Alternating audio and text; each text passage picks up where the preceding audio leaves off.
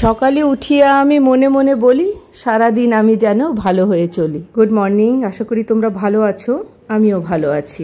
আজ একটা বড় কাজ করার আছে, দেখি কতদূর কি করতে পারি। এইটা চিনতে পারছো? এটা তালের শাঁস। এটাও অর্চনাই নিয়ে এসেছে। অনেক দিন পর তালের শাঁস খাবো। ছোটবেলায় আমার ঠাকুমা গরুর গাড়ি ভর্তি করে তাল কাটিয়ে মানবাজারে পাঠাতো। তার সাথে লবিন মামুও আসতো। লবিন মামু আমার ঠাকুমার কাছে কাজ করত। লবিন মামু এখানে থাকতো তাল কেটে কেটে আমাদের খাওয়াবে বলে। শুধু আমরা নয়, হসপিটালের লোকজনও আসতো আমাদের বাড়িতে তাল খেতে।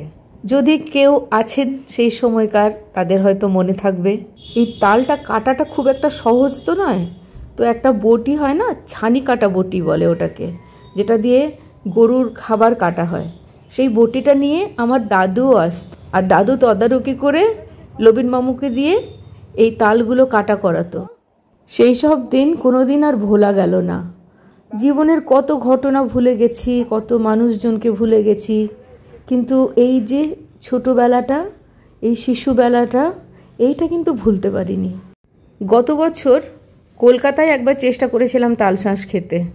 তো আমাদের ওরা পুরো একটা বাসি কেটে রাখা তাল দিয়েছিল মনে হয়, আর ভীষণ শক্ত ছিল। আমরা খেতেই পারলাম না ওটা তো ফেলে দিতে হলো। এই কেন্দ পাকা, এটা লচিপুরে যখন থাকতাম তখন ঝুড়িতে করে বিক্রি করতে আসতো। সেও আমার ঠাকুমা এসব জোগাড় করে রাখতো আমার জন্যে। তারপর আর মনে পড়ে না কখন খেয়েছি কি না। আমাদের বাড়িতে একসাথে অনেক মাছ চলে আসে, কমিউনিকেশন গ্যাপ। তো আজ তো আমি অনেক ব্যবস্থা করে আলাদা আলাদা করে সেপারেট প্লাস্টিকে করে করে সব রাখা করালাম। আমি চলে যাব, এটা আবার যে কেসেই হয়ে যাবে। আজ আমগুলোর ব্যবস্থা করতে চাই, যেগুলো পাড়া হয়েছিল। তো এই যে এগুলো ছোলা হচ্ছে, আমরা সবাই হাত লাগিয়েছি। এটা কুড়ে নিচ্ছি, এটা দিয়ে হবে কাসুন্দি, আর আরেকটা দিয়ে হবে আমের গুড়, আম চিনি। অ্যাকচুয়ালি দুটো রেসিপি বেনুদি আর মৌয়ের কাছ থেকে নিয়ে আসা। এখানে অত ধার ছুরি নেই, তাই বটিতে করেই আমগুলো কাটতে হলো। কাটা যাচ্ছে না ছুরিতে করে, আর বটিতে কাটলে আমার ভয় লাগে আমার হাত কেটে যাবে। আমি একদম বটিতে কাটতে পারি না। এই ডুমো ডুমো করে যেটা কাটা হচ্ছে, এটা দিয়ে আম চিনি হবে। তো এটা নুন হলুদ দিয়ে মেখে তারপরে রোদ্রে কিছুটা শুকাতে হবে, তারপর ওটা আম চিনি হবে। আজ তো এই দুটো রেসিপি আমি শেয়ার করব। আর তোমরা কি করছো? এত যদি আম হয়ে যাচ্ছে বাড়িতে, সেটা দিয়ে কি বানাচ্ছ? শেষ পর্যন্ত সাম্মামুকেও হাত লাগাতেই হলো, আমার দ্বারা হলো না। আমগুলো আগেই ধুয়ে তারপর কাটলে ভালো হয়, কিন্তু আমি যেখানে বসে কাটছিলাম না, ওই জায়গাটা খুব একটা পরিষ্কার ছিল না, তাই সাহস করে আরেকবার ধুয়েই নেওয়া হলো। তারপর যদি বা ওটাকে আমি কাপড় দিয়ে ভালো করে মুছে নিয়েছিলাম। এর মধ্যে নুন আর হলুদ দিয়ে ভালো করে মেখে নিতে হবে। তারপর এটা ছাতে শুকোতে দিতে হবে। ছাতে মোটামুটি একটা রোদ পেয়ে যাবে। আমি ধরো 11টা, এতক্ষণ তো আমার হয়েই গেছিলো এইসব কাজ শেষ করতে করতে। ওটা আম তেল মামুকে দিয়ে মা বানিয়েছে। আর এই যে আমার কিছু কিছু গাছপালা, আমার মনে হয় এগুলো আমার ছোট বোন গুছিয়েছে, আমি তো এভাবে গুছিয়ে দিয়ে যাইনি। আমাদের আম গাছ, একটা ডালে অন্তত পক্ষে 20 কেজি করে আম আছে আমার ধারণা। রোদ সাংঘাতিক। আমি এবার বাড়ি গেছিলাম, ওখান থেকে আসছি। আজ মাংস করিয়েছে মা, আমি রান্না করিনি, শাম্মামু রান্না করেছে। এখন খেয়েছিলাম, খুব ভালো হয়েছিল খেতে। এর পরের যেটা শট, এটা মলয় কাকুকে দিয়ে নিয়েছি। এবার ওই দিক থেকে আমার ধরে না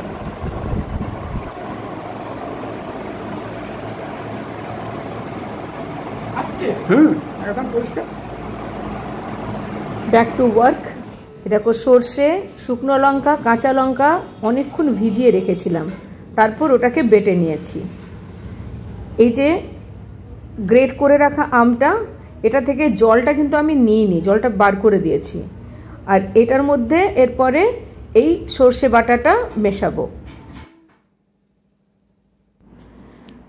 এর মধ্যে দিয়ে দেব নুন, হলুদ আর সর্ষের তেল।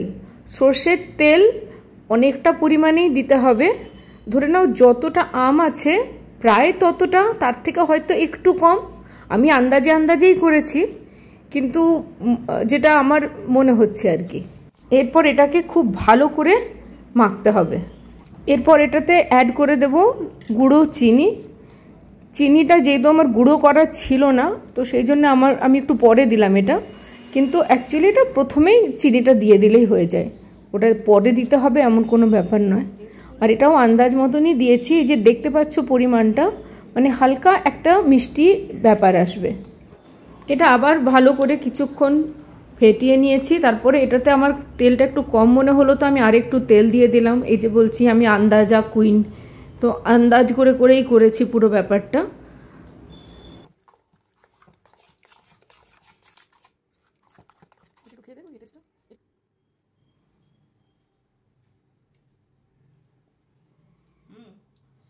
ভালো লাগছে, আর একটু ঝাল হলে ভালো। তো এই যে আমার কাসুন্দি, ইনস্ট্যান্ট কাসুন্দি, এটা এক্ষুনি খেতে খুবই ভালো লাগছে। এটা একটু রোদ্রে দিয়ে দেব, যত মজবে এটা টেস্ট নিশ্চয়ই আরও বেশি ভালো হবে। এটা হয়তো পাথরের বাটিতে করে রোদ্রে খোলা রেখে সকালে আরও বেশি ভালো হবে, কিন্তু মিষ্টু আমাকে বলেছে যে তুমি এটা এমনি রেখে দিতে পারো, তাহলেও কিছু হবে না, কিন্তু রোদ্রে দিতে হবে, তো আমি সেটাই করছি। এবার আরেকটা, সেটা হচ্ছে আম চিনিটা বানাবো। এই যে লঙ্কাগুলো আগে ওই ডান্ডিগুলোকে কেটে দিচ্ছি, না কাটলেও চলে নিশ্চয়ই। আর নেব মৌরি আর মেথি, মৌরিটা বেশি, মেথিটা একটু কম। এটা একটু এরকম করে শুকনো খোলাতে একটু হালকা করে ভাজতে হবে, এটা কিন্তু খুব বেশি যে ভাজতে হবে তা নয়, একটু হালকা করে ভেজে তারপর ওটাকে গুঁড়ো করে নেব। আর কিন্তু এটার মধ্যে আর কিচ্ছু দিইনি, শুধু মেথি আর মৌরি, এটা গুঁড়ো করে নেওয়া হলো।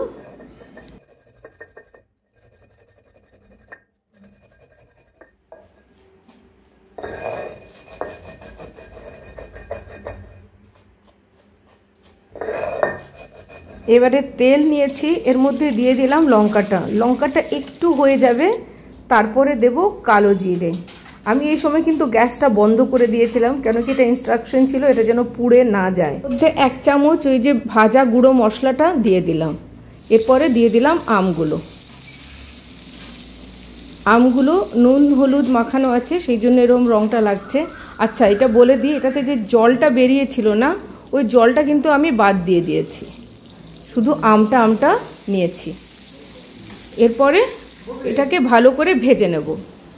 নুন তো দেওয়াই আছে, তারপরেও আন্দাজ মতো চাইলে একটু এই সময় নুন দিয়ে দেওয়া যেতে পারে। তারপরে যখন এটা ভাজা হয়ে যাবে, প্রায় আধ সেদ্ধ হয়ে এসেছে, তখন চিনিটা দিয়ে দেব। দেখো চিনির পরিমাণটা আমের প্রায় সমানই হবে, একটু এদিক সেদিক, বেশি টক হলে হয়তো একটু বেশি লাগবে, টক না হলে হয়তো একটু কম লাগবে। তারপরে একটু সামান্য জল দিয়ে ওটাকে ভালো করে ফুটিয়ে নেওয়া হলো। তারপরে যখন আমটা সেদ্ধ হয়ে গেল, তখন এর মধ্যে দিয়ে দেব এই ভাজা মশলাটা।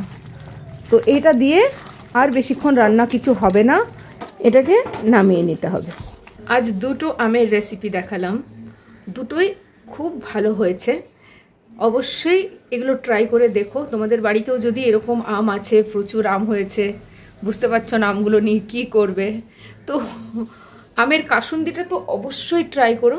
মানে ওটাতে তো চিনিও নেই, চিনি বা আম গুড়ের ওই একটা সমস্যা না, যে আজকাল তো অত চিনি খাওয়া সবারই বারণ আছে, তো কেউই অতটা মিষ্টি খেতে পারে না, তো সেই জন্যে চিনিটা বানানোর একটু হয়তো অসুবিধে, বা বানানোর অসুবিধে নেই, খাওয়ার অসুবিধে, কিন্তু কাসুন্দিটা তো আরামসেই খাওয়া যায় সব কিছুর সাথে। অবশ্যই বানিও। আমার ব্লগিং যদি তোমাদের ভালো লাগছে, তাহলে প্লিজ চ্যানেলটি সাবস্ক্রাইব করে আমার পাশে থেকো। কমেন্ট করে বলো যেটা ভালো লাগছে, যদি কিছু ভালো লাগছে না সেটাও জানিও। লাইক করো, শেয়ার করো, কমেন্ট করো। ভালো থেকো সবাই, আবার দেখা হবে।